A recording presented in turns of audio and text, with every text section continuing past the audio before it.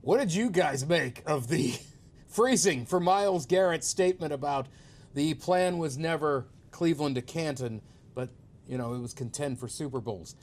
There was no reason for him to phrase it that way unless he's taking a shot at Andrew Berry. I can't think of another reason to use the exact wording, a response, really, to Berry. There's no reason to do that publicly unless there's a beef there or something. It's just unnecessary. Myles Garrett's never been that kind of guy. He has turned into a guy over the last few years who's not afraid to say some things when he talks with us. He talks with us on Fridays during the season. And he's not afraid to say some things and say, guys need to do better or whatever. But that was a little extra. I was surprised he went there, but he did. Let's see where this goes. That doesn't feel like that relationship is real good right now. But here's the other thing for me. And I don't know really what the Browns should do here because I'm generally not a fan of keeping people around that do not want to be there. Mike Tomlin, of all people, has a great line. He's looking for volunteers, not hostages. Generally, if a guy doesn't want to be there, I want to get him out of there. But there's only one Myles Garrett. So I'm struggling with that. However, let's say the Browns are going to trade him.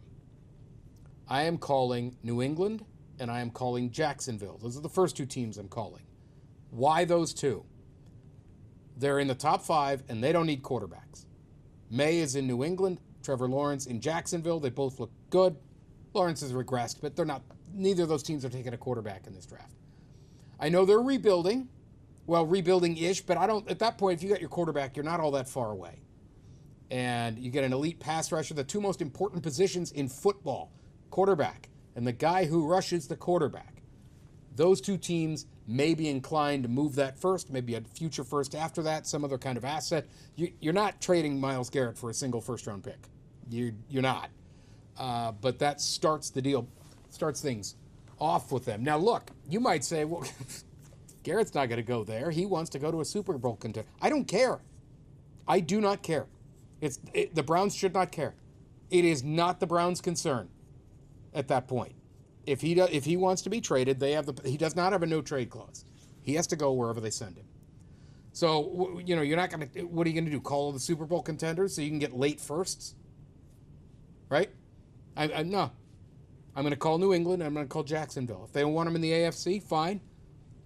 I'm going to call places like Chicago, picking 10th. I'm going to call Dallas. They pick 12th. Call New Orleans. Call these NFC teams. Carolina at 8. Bryce Young looked like a different guy in the second half of the season. Maybe they're saying, okay, we got something here. Let's go add a piece or two. They're clearly not afraid to be aggressive. They made the big trade to go up and get Young. These are the teams I'm talking to. I'm calling New England and Jacksonville first, and if not, I'm going to work my way down the list. Crosby and Garrett would be a heck of a dynamic duo I almost said Oakland. In Vegas, the Raiders pick 6th. Carolina 8, Saints 9, Bears 10. Why wouldn't the Bears be interested?